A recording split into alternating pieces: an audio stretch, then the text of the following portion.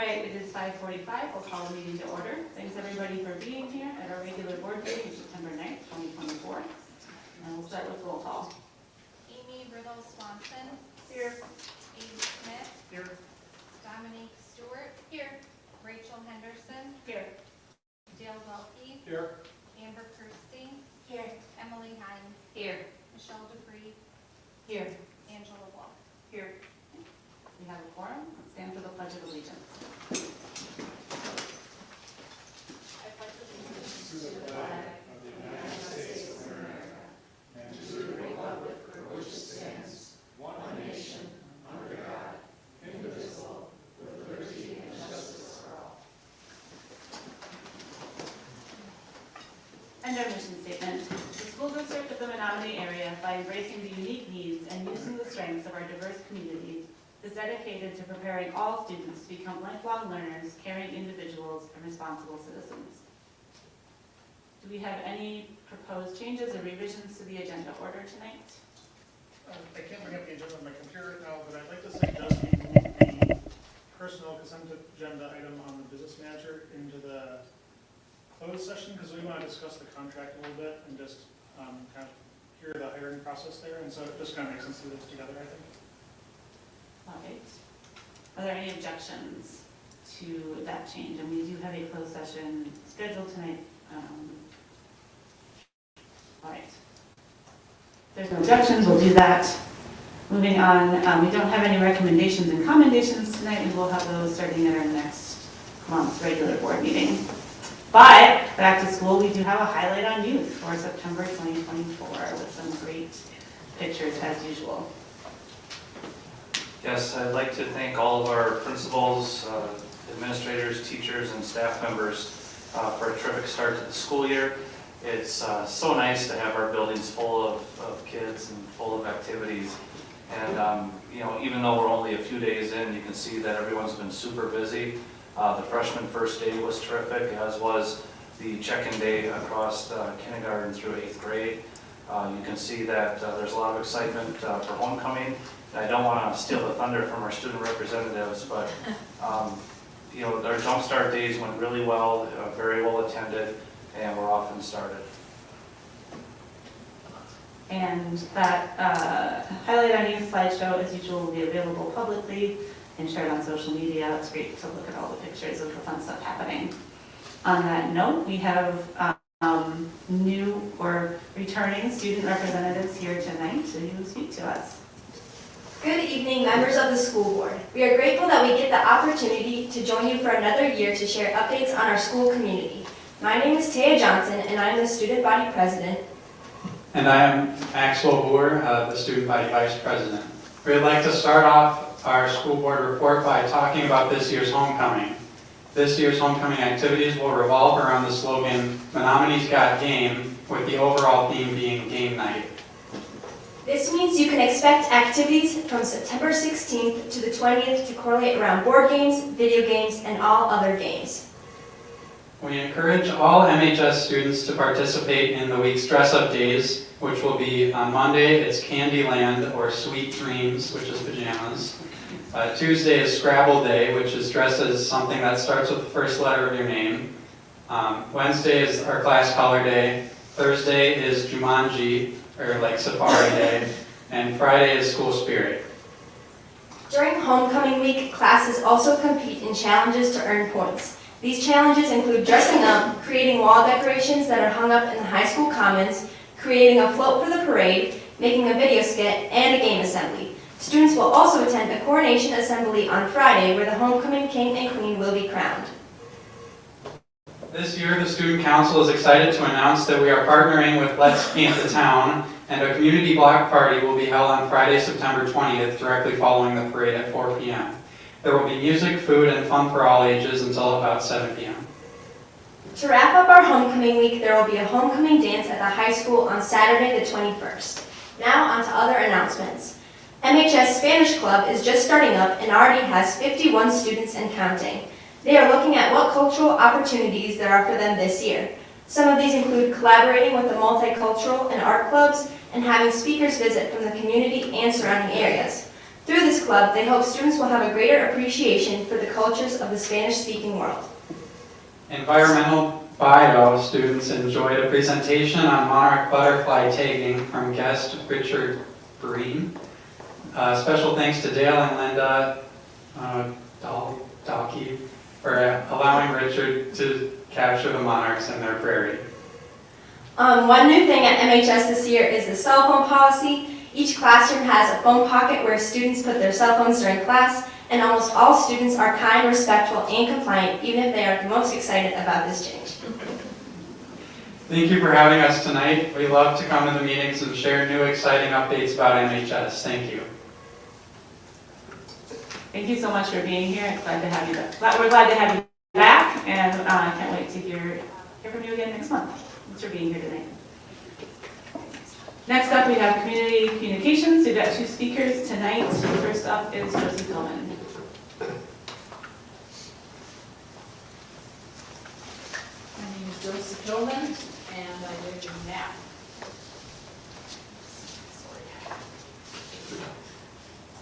Dr. Zadowski, Madam Chairman, members of the board.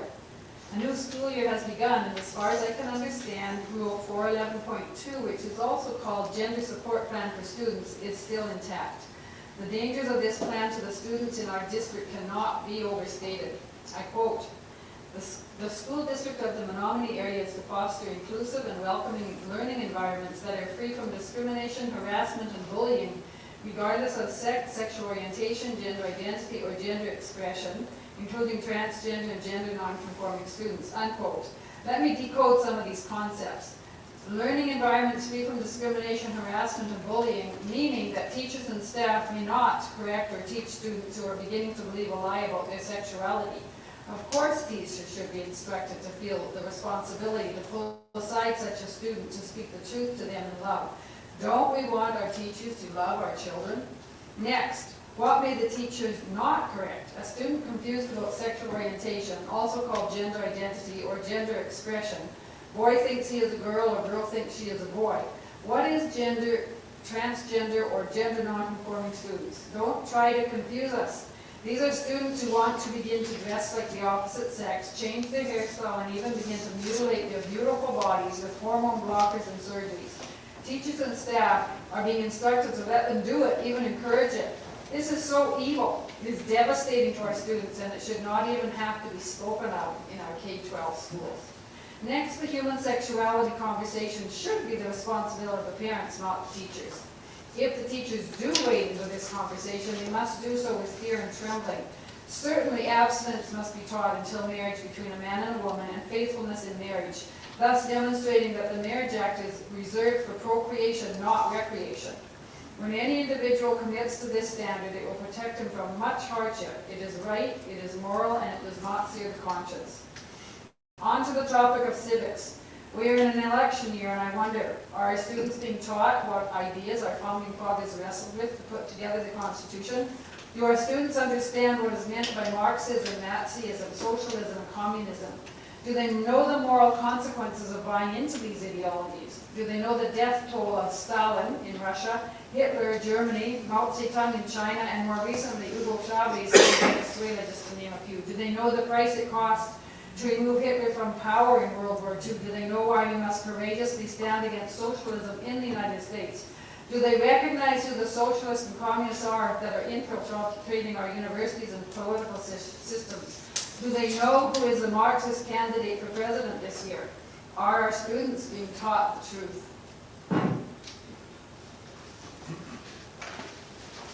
And our second speaker tonight is Mike Cooper.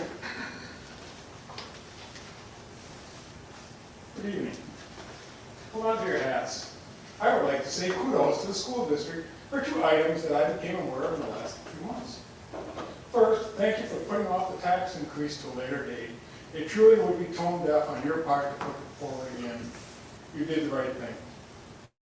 The other item is in regards to a conversation with an individual who had some experience with fifth graders. He was amazed at how well they seemed to know the Constitution. He said they had answers for all his questions. So good for the teachers involved. What are they taught in the upper classes? Is there a reverence for our history, the constitutional republic fought as well? Or are they subject to the lies and falsehoods of CRT and the 1619 project? I cannot tell because the curriculum outlines on the website does not include topic specifics and resources used. How about an open house when anyone can come in and talk to the teachers, look over the rooms, see the resources and the environment that the students are taught in?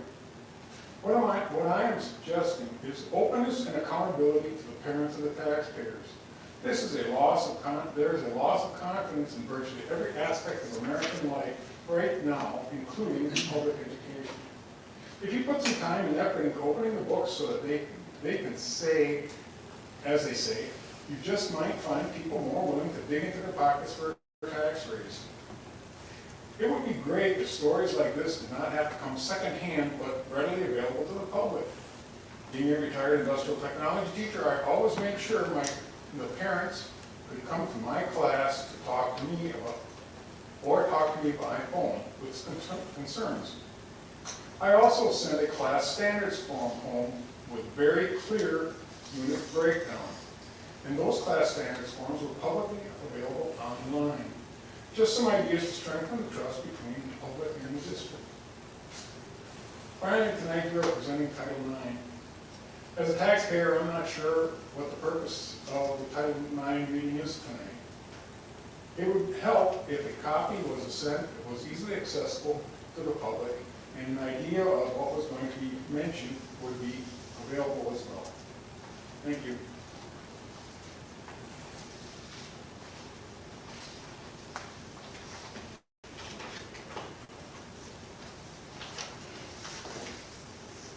All right, next up we have revenue and expenditure reports for the month ended June 2024 and August 2024.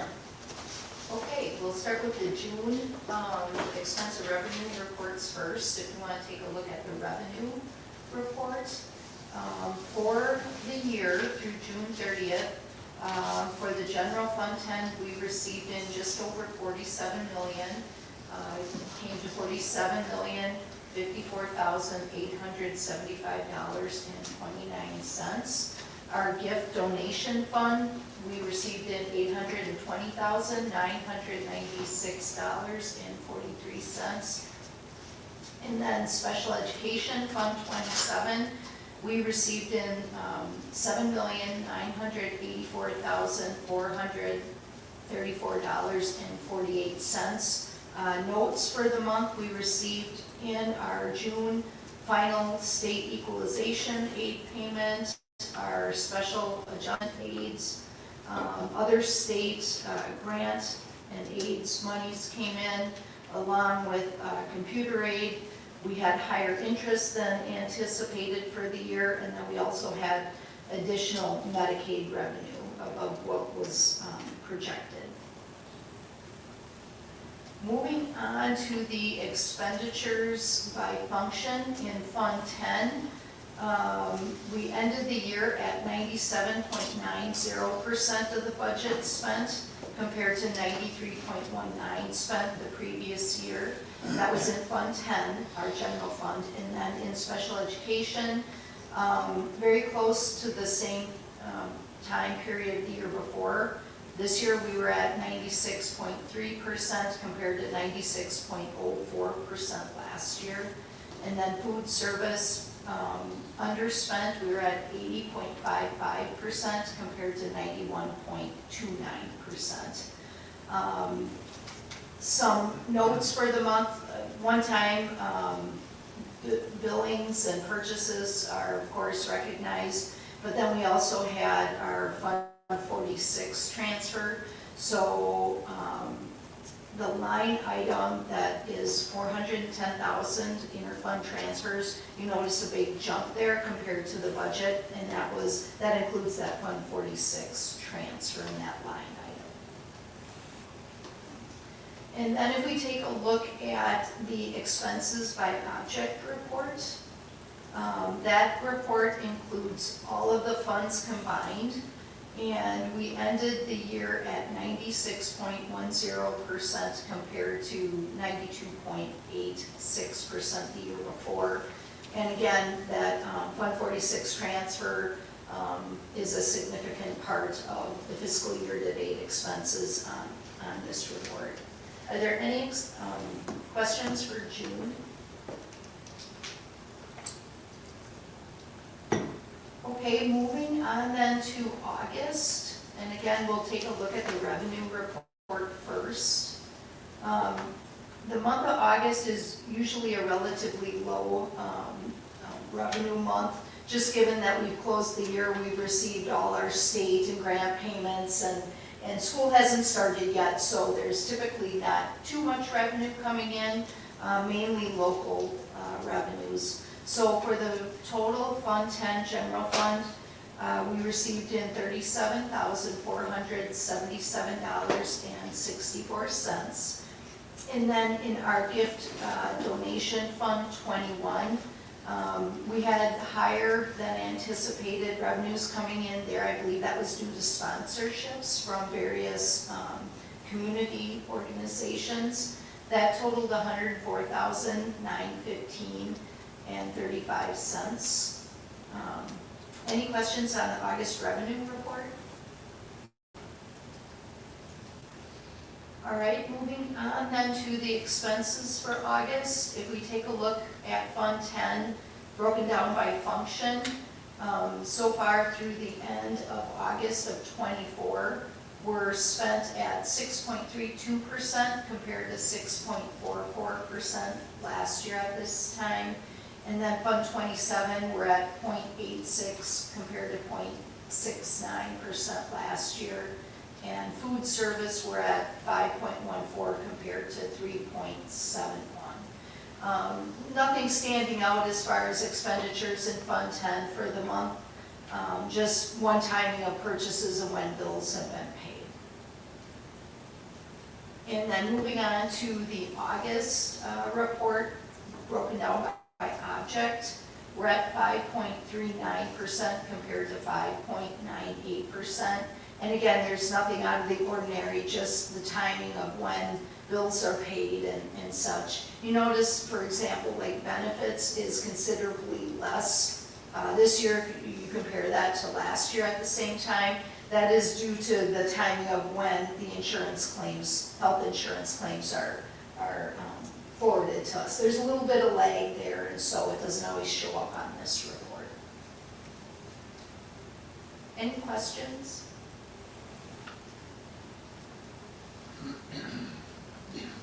Thank you for all of that information. Moving on, we have our monthly employment report for the month of August 2024. Rachel, we'd just like to point out that we have a retirement notice provided to us. Linda Jolliker, Student Services Clerical and Registrar at Menomonie High School, will be retiring at the end of the calendar year. So congratulations to Mrs. Jolliker. Any questions or discussion on the employment report? None. We'll move on to the consent agenda. I'll entertain a motion to approve the consent agenda. Heinz moves. Second, Dave? And tonight we have special board meeting minutes from August 12th.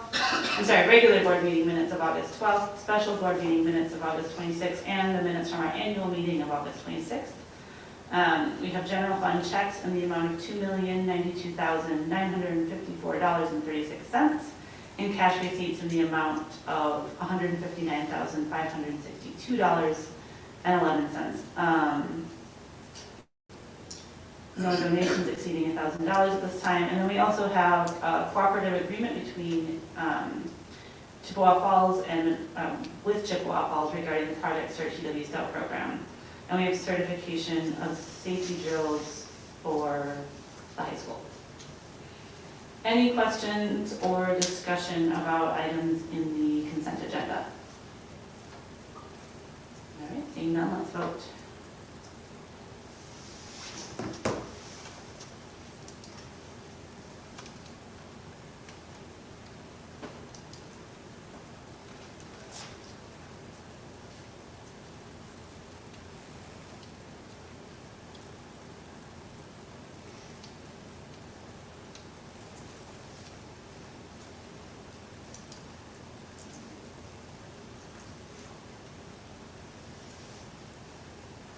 And motion passes unanimously.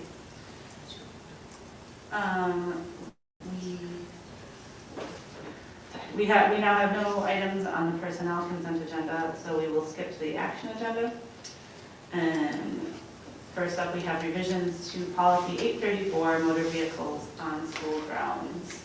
So the board reviewed this policy recommendation in August, and what it is that with the new city ordinance allowing the use of ATVs and UTVs on some streets in the city of Menomonie, we have updated our policy to allow for those on school grounds, just like any other motor vehicles. But just like any other motor vehicles, they're not to be off of the blacktop areas without strict authorization.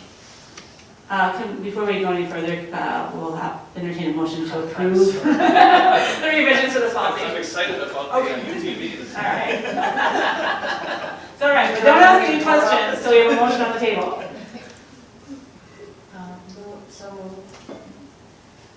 Second. All right, motion by Dominique, second by Amber. Any questions now or discussion on the revisions to this policy? We did discuss this at the meeting prior to our annual meeting on August 26th.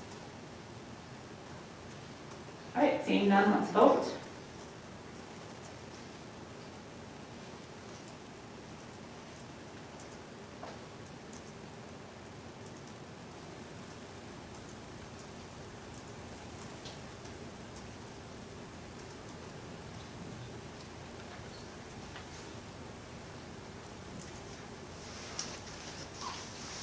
All right, the motion passes unanimously, but Joe, you still have to wait before you go out on your UTV in school. You have to finish the meeting first. All right, speaking of grounds, our next item is the annual report on buildings and grounds, and we have Kevin here to talk to us about it. All right, so I will start out with some project updates that we've been working on over the course of the last year. So starting at the high school, the pool improvement project, overall the project is going well. The new filtration system is installed and online and much more user-friendly than our old system. Along with that, the structural supports are in and the diving boards are in use, so we have a good start on that project. Right now we're waiting on a couple more items to show up. We're going to install a new chemical controller and a heat exchanger. I expect those to be in 4 to 6 weeks, and then we'll start that process. Should be fairly straightforward without shutting the pool down, fingers crossed. When we meet again for the capital improvement plan meeting, I'll probably have some further suggestions for, let's call it a 10-year window of a couple more items that will need attention in the pool. But things like the bleachers, the tile flooring, and then some work on the water exchange plumbing for the pool.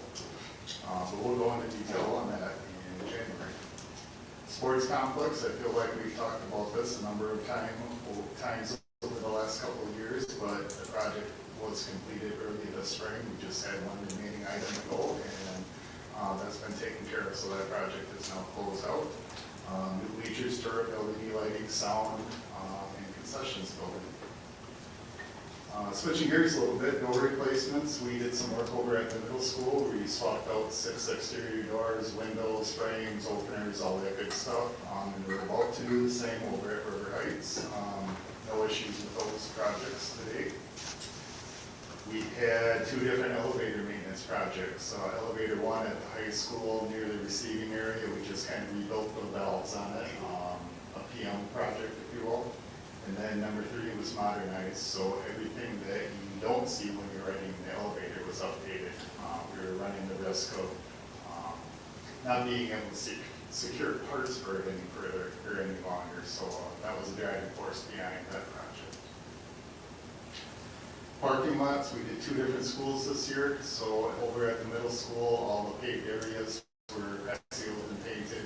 At high school, we did 2 of the big lots, so the south and the east lots, the bus lot and the main student lot were crack sealed and painted as well. So this next section, I thought I'd put in a couple of the items that our maintenance staff spend a lot of time on, just informational, fun fact type things. So storage, I put that in my weekly update a lot, hauling items between schools. We spend a lot of time with that, weekly for certain, sometimes daily, to and from the storage building and in between the buildings. Athletic field maintenance. maintenance, that kind of depends on the time of the year, but spring and fall get pretty busy with that, painting lines, growth regulator, things like that. Providing custodial coverage when there's vacancies in the schools, and then finally snow removal. This past winter, I think we plowed 4 or 5 times, so if we get another one of those, I'll be pretty happy. It was a good winter. So on to energy. The big thing with the energy department, in my opinion, is our efforts in doing more of the PM work in-house with their maintenance staff and energy manager. Steve, our energy manager, brings a lot of knowledge to the district in HVAC repairs, so we're taking advantage of that the best that we can, whether it's Steve out making repairs or Steve training our maintenance staff in those repairs. It's been very beneficial to us. With that said, we've decided to eliminate some of our contracted PM work for our HVAC. Our staff are going to be able to handle a lot of the simpler repairs, belt changes, lubrications, things like that. So moving forward, we'll be doing a lot more of that work. Event schedules I put in here, we do spend a lot of time monitoring facility calendars. Anytime there's something added to those lists, a game, any kind of need, anything in the buildings, we then have to go into our HVAC controls and schedule each one of those single air handlers to come on at the right time and then go back into unoccupied mode after. So that's something that we do every Thursday and Friday. Gets pretty busy with that as we get ready for the weekend events. Then just a little note here, we do have our energy policy. We found, especially in a summer like the summer where there's a lot of heat, humidity, we are finding ourselves running some of our chillers a little bit longer, trying to maintain those levels in the building. It's always a scare for gym floors, things like that. So we play with those systems a little bit to maintain those levels in the schools. Gas curtailments and peak control periods. We didn't have either of them this year. Gas curtailments typically in the middle of the winter when it's very cold out. By signing up with this program, when the call comes from XL, we have to switch from natural gas over to LP until they say we can go back. In 8 years of working here, I think one time only we've had to do that. The same with peak control, I think we did that once, and that's basically the opposite. In the heat of the summer, everybody's running their AC. We'll have to get our consumption down to a predetermined level, which is very easy to do for us now. We have installed the gauges in those specific schools so we can see a live reading of what the buildings are consuming. So again, we didn't have any this year, but it's something that we're always kind of watching for during periods of extreme weather.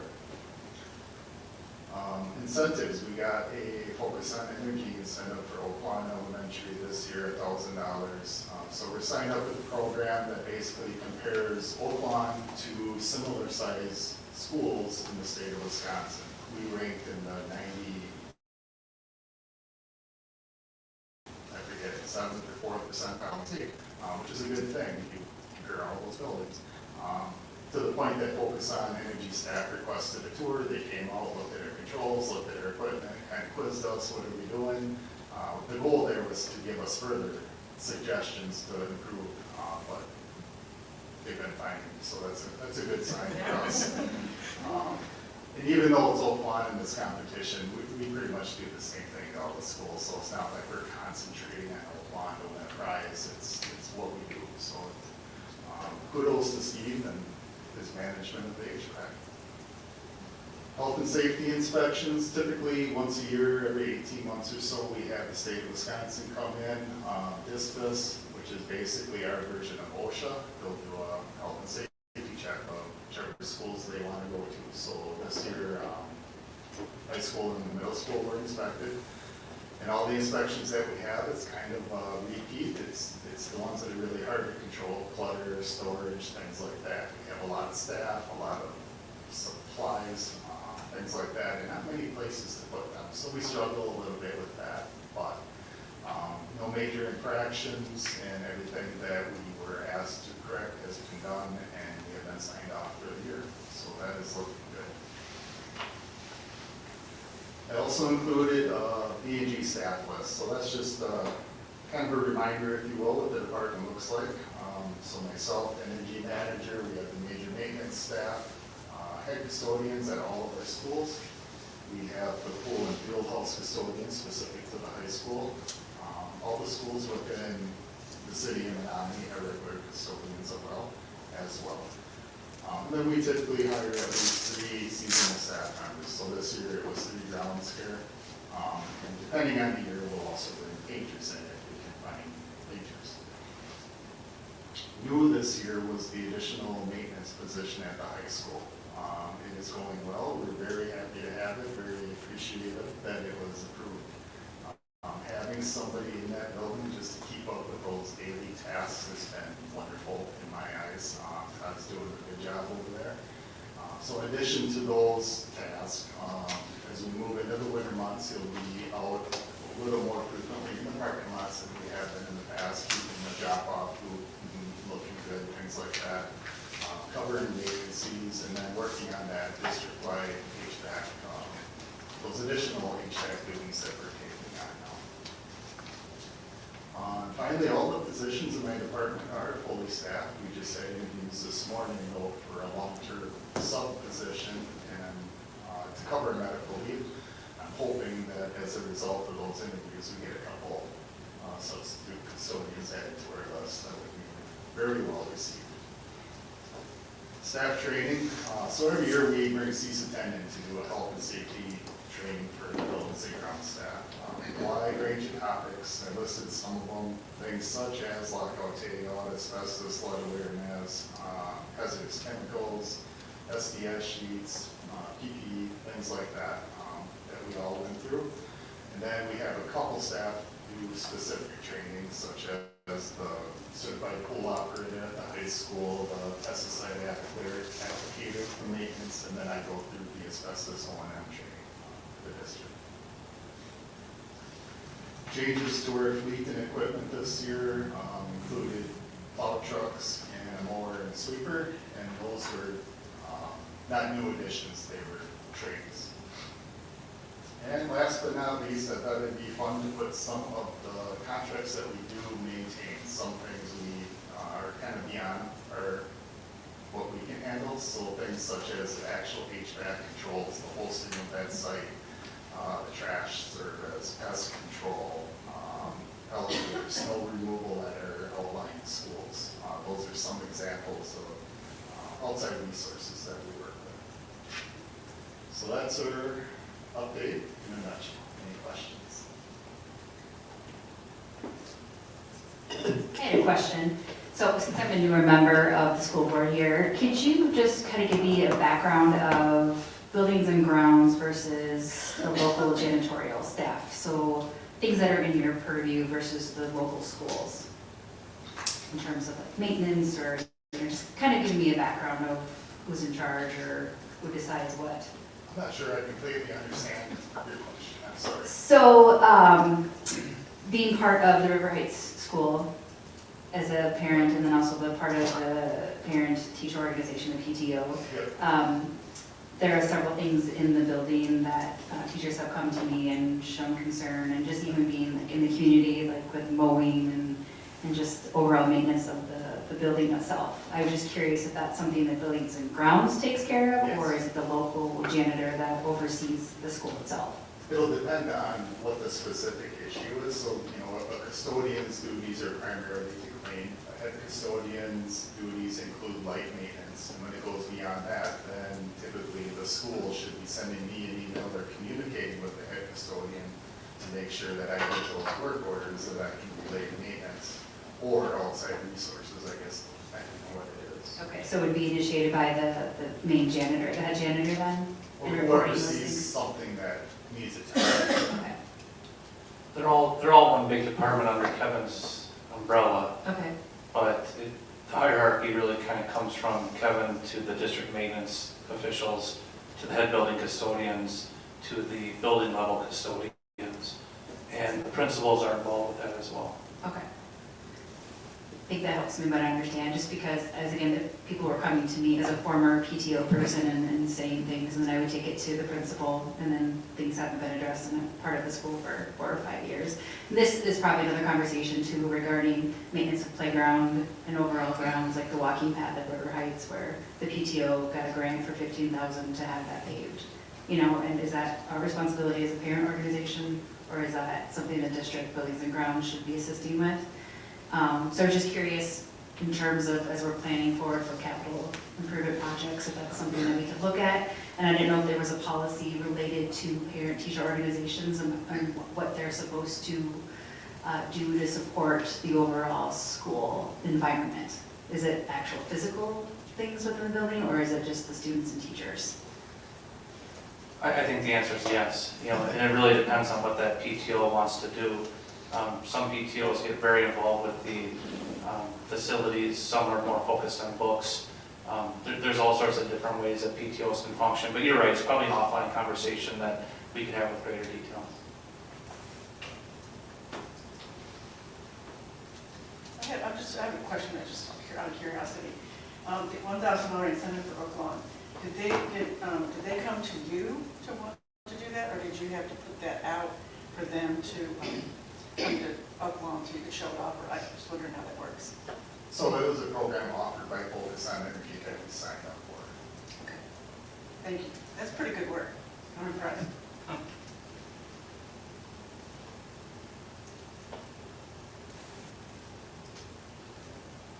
Additional questions for Kevin or discussion of the buildings and grounds updates?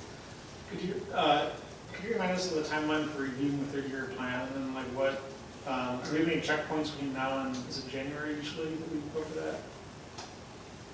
that? Really, it is January, that's the big review. So, you know, Kevin works with the maintenance officials, the head building custodians, the principals, and kind of gathers everything.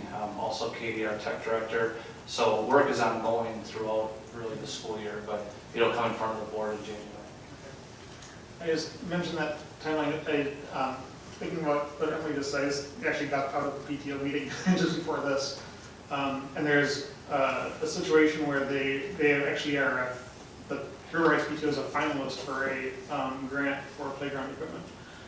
It's not approved yet, it's not finalized, like they're in the final, vetting process. And that might be something that's time sensitive and might require like board and district collaboration. And so I just want to, I would have emailed you in advance, but it was right before I walked in the door. So that's something where we might want to kind of talk about if there's ways to look at timelines ahead of January. Yeah, and that's, Mr. Kennedy's been keeping me in the loop on that a little bit as well, but something specific and special like that, I don't think that necessarily has to be wrapped into the typical processes, whether that gets on a board agenda in October or whenever it may need to be, that's something that could be done. Okay, thanks. Sorry for the distraction. Okay.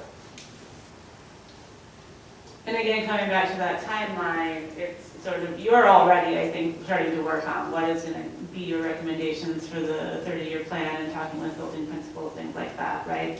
So if there are things that, if you're getting asked, if board members are getting asked questions, we should be redirecting staff to either their building principal, their head custodian, to Joe, to Kevin, to make sure that's all kind of captured before it comes to us in January. Is that accurate?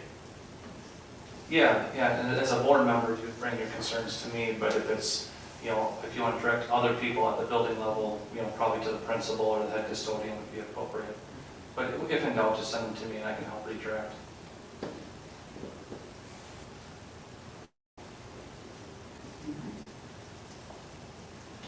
Additional questions or discussion? All right. Next up, we have a discussion of the process and timeline for the 2025 medical insurance renewal. So this really is informational for the school board, and this is a timeline that the board has seen year after year, and there hasn't been a lot of change. The biggest change that I would say is that the insurance broker that the board approved last spring, actually it was in the summer, the insurance center is the new insurance broker that we are working with, and they've been really good at looking at our plan design and already collecting a lot of information. So we are looking at at additional change. And it's so strange because, especially in public education, change in health insurance plan design was something that was very, very rare, 15, 20, 30 years ago. And I think, that's something where public education now is much more similar to the private sector. Review needs to be done to ensure that our resources are being used appropriately and maximizing those resources to provide the best benefits possible to our staff. So you can see the timeline there. We're well into the investigation and review process, reviewing our claims data over the past year. And it's going to be a busy fall. We have the insurance committee that will be involved with reviewing this data and the recommendations for potential plan design changes. And then the board can expect to see this on school board agendas coming up here with an initial review planned on September 23rd, and then consideration potentially planned for October 14th. The key is that our open enrollment window for 2025 health insurance benefits to align with the Affordable Care Act would be November 1st through November 22nd. So we do have, somewhat of a deadline, but again, work is underway. And if the board has anything they would like changed with the plan that we typically use, the timeline that we typically use, now would be a great time to bring that up. Otherwise, this is kind of the way that we're approaching our health insurance again for the next calendar year. Any suggestions or questions? I guess one question is if the healthcare committee the health and medical committee has had an opportunity to kind of get feedback from staff. Looks like September 19th there's a plan meeting. But to see, there's a pretty dramatic change last year, and if there's often, there's a change maybe, often after a big change there's a small correction or an adjustment based on people's feedback. They're like, well, that was great except for this one little detail. So I'm just wondering if there's going to be a good opportunity for feedback at that September meeting and follow up to see if there's adjustments that will be made from the staff perspective. Yeah, for sure. That's a good point, Abe. And I know some feedback was already shared back in the spring. It's not like we just wait till the fall, but at the same time, more and more people have longer to experience the plan and the plan design. So yeah, I think that's one of the big pieces. And the consultants usually do a really nice job with that too, trying to collect information and using that as they provide some advice for us. I was just also going to mention, we do have the September 19th meeting coming up. I think Dale, you're joining the Health and Medical Committee meeting, right? You'll be there? Great. And that's going to be a good opportunity to get that staff input. I sat on that committee for part of last year, and I would also say there was a lot of discussion about what went well, what was a challenge. So I think there will be a lot of good experiential information to bring to that next step. Any other questions about the health insurance plan timeline? All right. Moving on, we have, sorry, I was looking at, summer school report. So as Kevin exits stage left, Ms. Stacy Lee, our principal at Downsville Elementary, and also our summer school director, has the report here for the board. I'm sorry, we're just going to swap. We're just going to swap for a minute. Oh, she has a personal issue. Oh, sure, no problem. Abe has the gavel. Anyway, Stacy, take it away. Yeah, if you look at the slide presentation that I attached, it has a lot of good information. I'm just going to highlight some of it. Our summer programming for 2024 was very similar to 2023, same amount of minutes, same amount of days.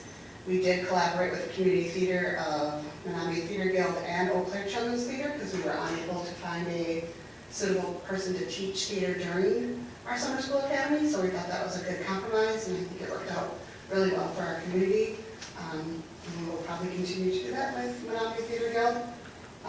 And Eau Claire Children's Theater might do a camp here, so something new for our families and our community. Camp enrollment went up a little bit to 132 for when we work with AU camp through our camp. That's the only camp that we're currently doing on site right now. You can see from the numbers that we had just over 1,700 kids and students registered for summer program and attend at both the high school and at River Heights. We offer a lot of credit recovery for high school students. Our admin does a nice job of getting certified teachers for those positions that know the students already. They all collaborate and work together, so there's a lot of credit recovery going on for students that may have struggled throughout the school year. If you look at that CBTC, UW Stoughton virtual learning, I would say that this is our biggest jump, is that our students that are taking, high school students that are taking credit through CBTC and UW Stout, things like that. We had 95 last year, we went to 130, 130 students this year. That seems to be a lot. So we are offering a lot of opportunities for students, and it ranges from everything to paramedic firefighter to art appreciation to sociology, speech. It goes along with our business program and our senior program and nursing program. It's just a lot. And so I think our high school students stay plenty busy during the summer. The psychology program was very good, I can tell you that. Oh, AJ enjoyed it. Actually, Eric and Ellie would take it, well, and AJ, Yeah. all three of them. Yeah. So it just works out really nice to have those online programs for students attending the high school. Let's see if I jump around a little bit. We offer free breakfast and lunch. You do not have to be enrolled in summer programming, so we do have people come over from the community to get lunch, and so that's kind of a nice service that we offer as well. Really centralized locations for River Heights and the high school, both offering that option. We started some new classes this year. We had Lego Lab, Advanced Fun with Yarn, and Youth in Transition. So those were some interesting classes and were filled up right away when parents saw those new offerings. Let's see. We had 2 Friday fun days. One was canceled to Sawyer Farms due to thunderstorms, but Rashbach Museum and fishing at Nat Pond were had on Fridays, and those usually fill up. I kind of put on here, they fill up within the hour, but we have 60 kids registered for that, but we only have like 15 to 20 show up. So I'm thinking about maybe doing like a day at the campus and where we do more of a day filled with STEM camp rotation, or just to get students in the building. It would still be a drop-off by parents, but I think we would have a better turnout, a better number. Even maybe asking some of the high school clubs, like Science Olympiad and things like that, to introduce what they do, get the kids involved in some of that. So I'm thinking about revamping the Friday fun days a little bit so that we can get more students involved instead of 60 sign up and not very many show up. So that seems kind of expensive for that many. So just kind of think outside the box, so that might be something new that you see. Our summer enrollment went up from 1,473 to 1,513 for the high school, and it went down a little bit at River Heights. The purpose for that being is we had a late enrollment session this year, and we had just the regular registration.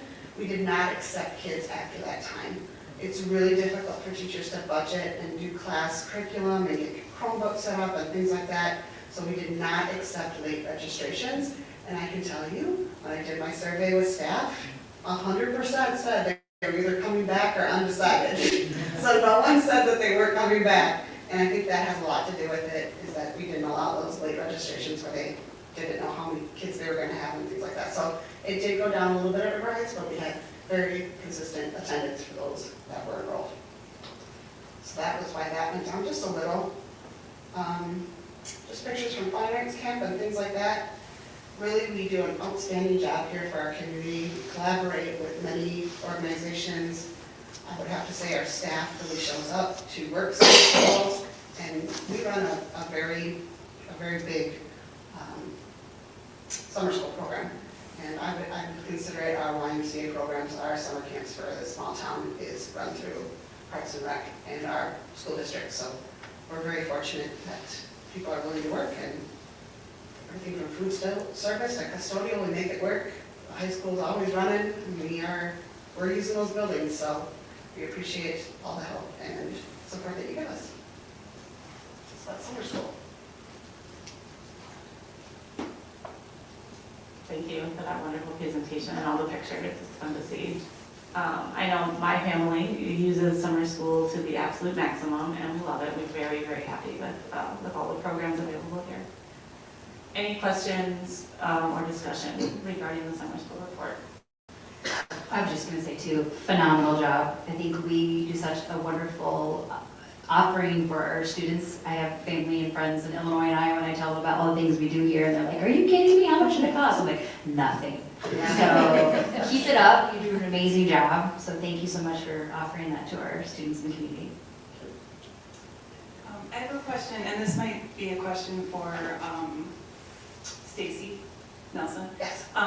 But do you know how many meals were served, how many breakfast and lunch were served over the summer? We do have those numbers, yes. Do I know them offhand? No.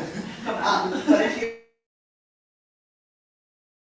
look at the numbers that are provided for those two buildings, those numbers correspond a lot with what we offer for breakfast and lunch. Like at the high school, we have a lot more for breakfast, we have the weightlifting kids and things like that. Okay. But I would say that the number that you have at River Heights is pretty consistent for how many were served there. And then they had at least 30 or so people come in from the community to come and get lunch as well. Okay, I guess that was kind of part of my question, like follow-up was how many from the community did utilize that Yeah. service this year? I would say at the high school, it was more than that.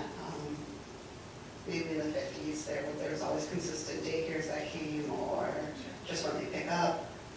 But I was impressed with our food service this year. We had some hot meals we didn't the year before.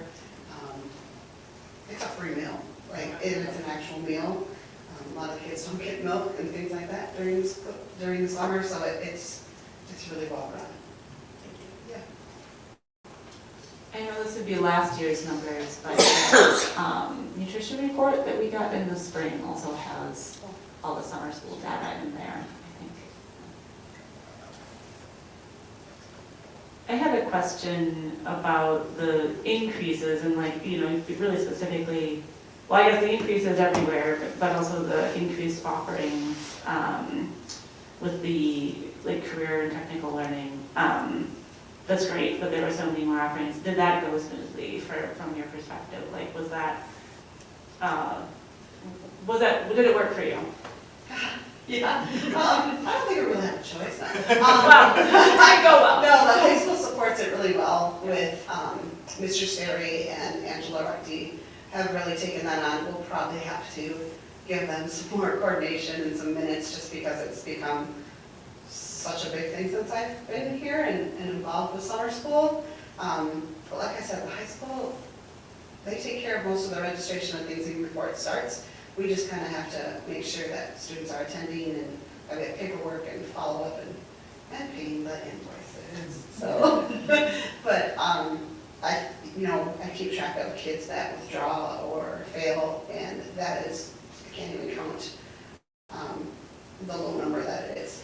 Our kids are very successful taking classes during summer school through CBTC and EW stuff. Thank you. Additional questions for Stacy? Thank you for being here tonight. Yep. Next up, we have program resource reviews timeline. All right, so, excuse me, so this is an annual update as far as timeline. So this year, when we take a look at our program review timeline, we are taking a look at music and theater as one of the departments, as well as science in our rotation.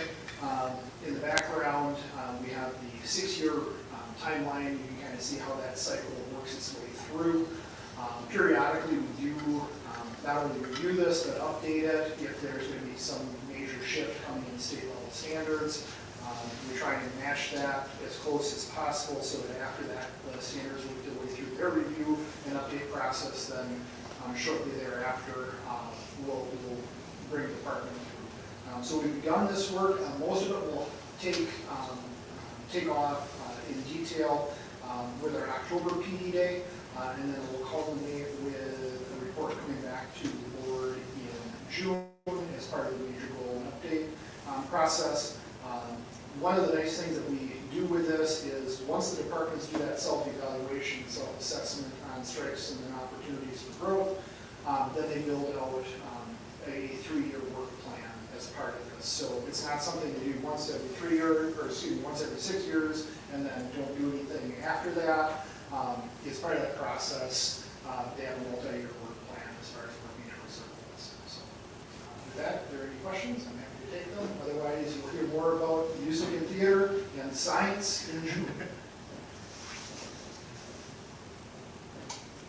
Any other questions for Brian on the program review timeline? All right. Next up, we have a first reading of an update to policy 164 on board member compensation and expenses. So at our annual meeting on August 26th, there was a vote by the community by the electors to increase compensation for school board members by $200. So we have a draft of the updated policy that just reflects those numbers. And then let's come back for a vote next meeting. Okay, to make it official by the board. Any questions about the updates to this policy? All right, seeing none. Now we have another first reading on policy 113, our non-discrimination in district programs, activities, and operations. Sure. So as you're aware, regulations related to Title IX were updated with implementation for this school year. And these regulations were last revised in 2020. And in Menomonie here, and you've heard a lot about gender support plans and discrimination policies and such, and we hear it pretty much every meeting. But in terms of the actual regulations, it doesn't really change much in terms of what we're doing here. So the update to the policy really is more about process in terms of how people would notify of concerns, who they would notify, and just to make sure that we follow all those process regulations. But in terms of our actual policy for how we treat people, how we don't discriminate against people, really it's pretty much status quo. So we are recommending that we update this process. And we'll be bringing it back to the board at the next meeting for your consideration.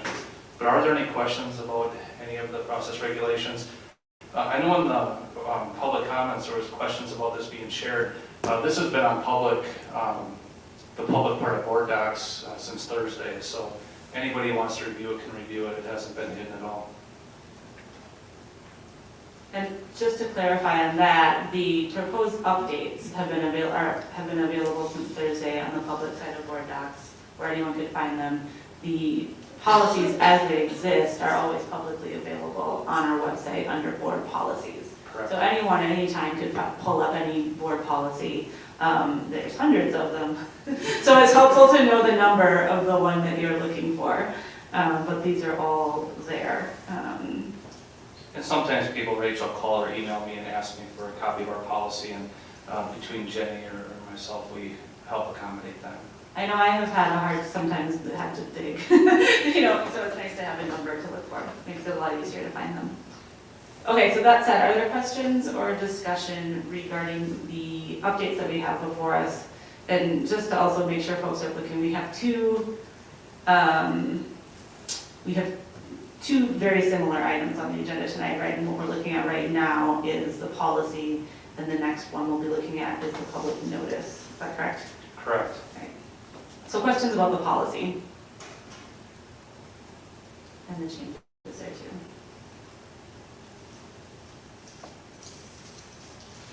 All right. Seeing none, we can move on, and these will come back to the board for a vote in 2 weeks. So you can move on to updates to the, Rachel, sorry, go ahead. can we just touch quickly on the civil rights provisions associated with the district's participation in the federal nutrition program?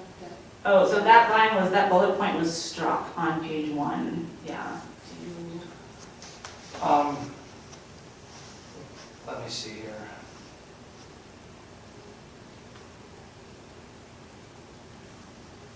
So that was a listing of other applicable state and federal civil rights laws. And I'm not exactly certain why the attorneys struck that one out. I'm thinking it's because that one may be excluded from the updated Title IX regulations. I was thinking it might also be covered in another policy, but I Yes. just wanted to clarify that piece. Yeah. Thank you. And I should point out too, I mean, you all know there's tons of legal challenges going on across the country with this, and I think it's very likely that, some additional guidance could come even during the school year. And if that's the case, we would bring forward updated recommendations from the attorneys. We rely on the attorneys at the School Board Association who represent all the schools in Wisconsin to help provide guidance on this. I will say that in our legal jurisdiction, the case law has been pretty clear in terms of what's expected. Now, if things go above the district court and go to the Supreme Court, maybe some of these answers will be, or some of these questions will be answered with more clarity. But I will say that I do think our attorneys have provided sound legal advice based on the current case law and what would impact us as a school district here in Menomonie.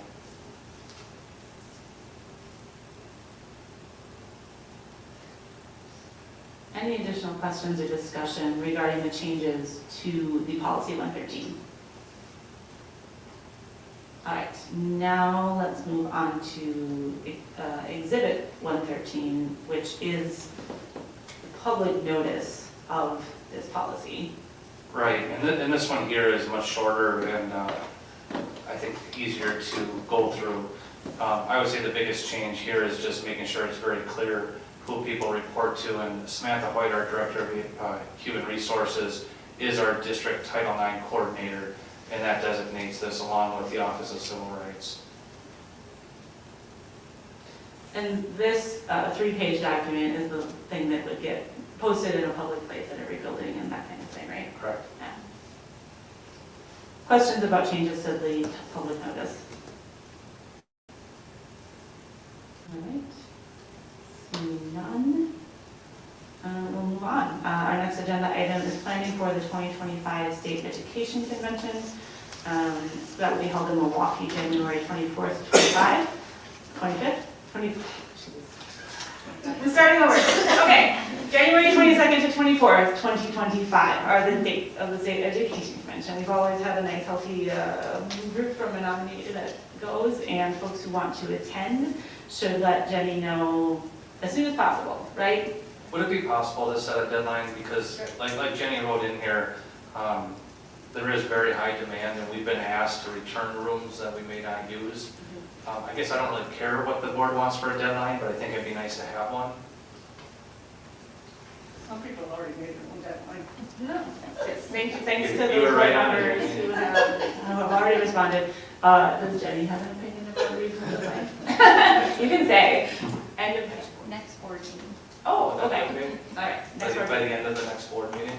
And folks can also just email Jenny directly to let her know at any time. And we definitely would encourage you to go. I recognize that, not everyone can go, it's during the work week, but if you're able to attend, it's a really good convention. I know several of you board members have.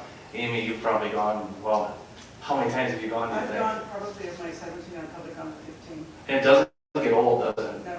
I mean, Always it's, something new. every year it's new trends and new research. and, Speakers, yeah, new keynotes, new. It's a good convention. Remind me, who's our delegate this year? Is it Amy, or is it? Dominique. It's Dominique again. Yeah. So you might want to register, Dominique. Yeah. I think you're the CSUD delegate. Maybe you're the alternate too. I think Amy's the alternate. Yeah, that makes sense. Yeah, I'd echo that. It's a really wonderful, valuable experience. So for anyone who is able to make it work, highly encourage it. It is a good. How does it work with weather in Wisconsin in January? Is there a plan if it is hairy out there? I don't think the convention's ever been canceled. There have been times when groups have not made it down. Typically, board members will travel down on Tuesday, I believe. And sometimes, people need to get there a day late, or sometimes if a big storm's coming, people might leave the night before or a day early. But even if you were down there for a couple days of it, it's really worth it. I wouldn't let an abbreviated schedule detract you from going. Typically, the weather in Milwaukee is a little bit better than it is up here, not always. But one thing that's nice is that convention center down there is very nice, and with a couple of hotels, it's actually connected, so you don't really have to go outside if you don't want to. We usually do, but. There was only one time that we had a blizzard, and it was on Friday morning, and it just started snowing lightly in Milwaukee. And by the time we got to the Dells, the traffic was backed up because there's accidents and stuff. And so I think I left around noon, and I don't think I got home till like 9 o'clock at night. But that's the only time, I can't remember how many years ago, maybe 10 years ago. So, but other than that, it's always been pretty good.